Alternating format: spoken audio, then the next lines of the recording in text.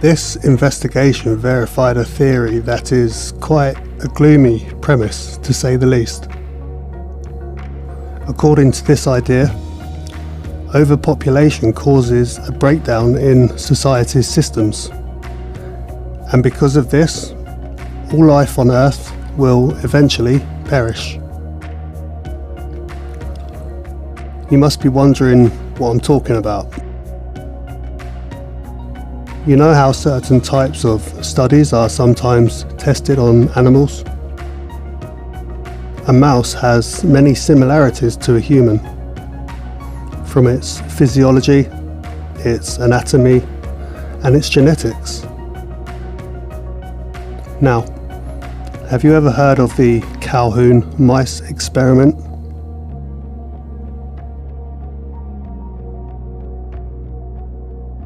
Welcome back to Damaged by Design.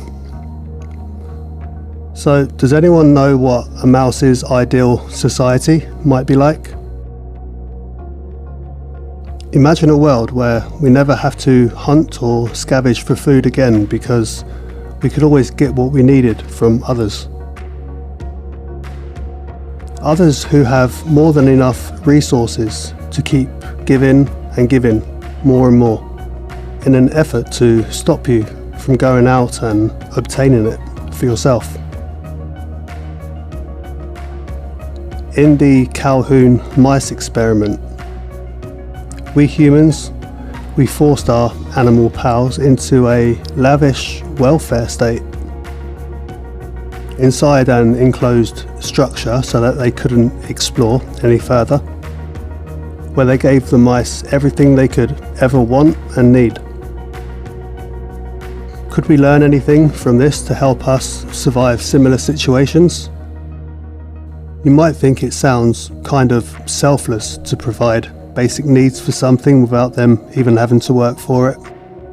We provide a welfare-like system for our own pets. Moreover, they enjoy it generally. I am the sole provider for my pets, and I serve as their master, taking care of their every need. And it appears mutually beneficial, suggesting that a welfare state may have some potential, right?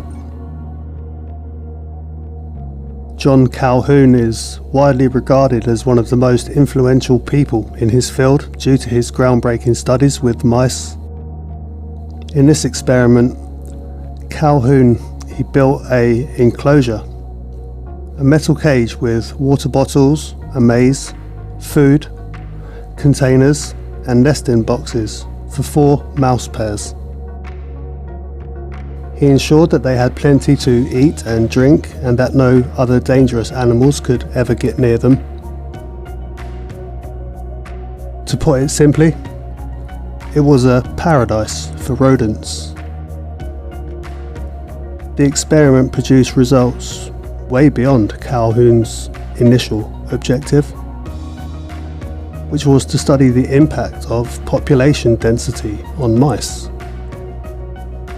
In a detailed report he writes that, "I shall mostly speak of mice, but my thoughts are on man and all of mankind." An enclosure with many levels was created, with private small rodent condos, along with unlimited food and water. All of these were conducted as part of John Calhoun's research into the impact of high population on human behaviour. But what initially appeared to be a rat and mouse paradise quickly descended into unchecked population growth, followed by population collapse, and also some seriously suspicious behaviour. Many have worries that our current population could eventually overwhelm our agricultural capacity, possibly leading to widespread starvation. But there's already enough food produced annually to feed the entire world's population. It's the unequal distribution of that food that has led to widespread famines and starvation up to this point. This may change as we continue down the path we are currently walking down. For a long time, humans have been able to create more food than they need, even if they do lack the motivation or ability to give and share it to those in need. However, one behavioural researcher was interested in a different question. What happens to society if all of our appetites are catered to and all of our demands are met? This research suggested that the answer was far more disturbing than they might have guessed. The results were widespread cannibalism, followed by the end of their known world. Calhoun designed a series of studies. The most notorious of these experiments was given the dramatic title of Universe 25. He did this by putting 4 mouse breeding partners in an artificial utopia. No elements within the enclosure could cause death because they were carefully engineered out.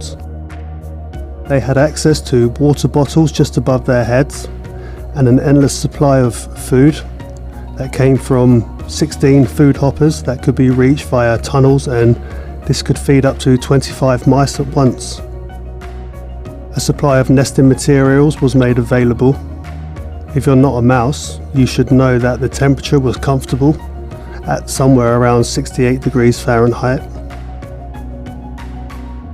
The mice were selected because of their high standard of health. They came from a breeding colony at the National Institute of Health. Furthermore, it could be no surprise that the utopia was completely devoid of predators. And so the experiment.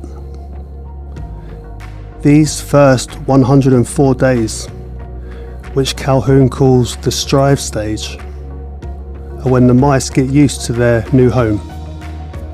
They start to establish their territory, and they start having babies and creating families.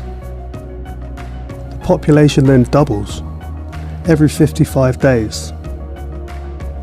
This was called the exploit period. Universe 25 had 620 mice by the 315th day. Although there was plenty of room for the mice to roam and explore, they didn't leave their areas. With 15 mice per compartment and a total capacity of 3,000, the mice mainly assembled in only a few hotspots and fed exclusively from only a few of the food bowls.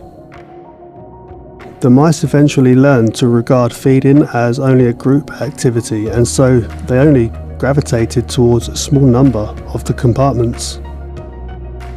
So the adults, after a while, with a lack of individual space, this resulted in a decrease in mating. But with the mice and the resulting birth rate dropping so sharply, it wasn't long until the birth rate was only a third of what it had been previously. Equally concerning in this study was the fact that the mice's social structure began to shift. On day 315, the gap in behaviour between high and low status males was much more significant. Those lower on the social hierarchy were rejected by women and eventually stopped trying to mate with them. Male mice unwanted in the community often stayed separate from others, eating and sleeping on their own and picking fights with each other. While this was happening, the alpha males became more hostile and combative, frequently resorting to violence for no apparent reason. And then, to the researchers' shock, these male mice, the alpha males, they would roam around the enclosure, picking fights, and not only that, they would sexually attack the other mice, no matter what sex the other mice were. Yeah, you heard me right. They would roam their enclosure, starting fights and attacking other mice, regardless if they were male or female. while the alpha males became more dominant, the omega males were shunned, and the beta males became submissive. They became victims to multiple massacres that were followed by the cannibalistic feasts hosted by the victorious parties. And sadly, this continued until the population totally collapsed. But then again, the fact that humans are not mice, however, hopefully this gives us a little more cause for optimism, perhaps. What do you think? Smash a thumb if you've enjoyed this video, and don't forget to subscribe to the channel. And until next time, it's goodbye from Damaged by Design.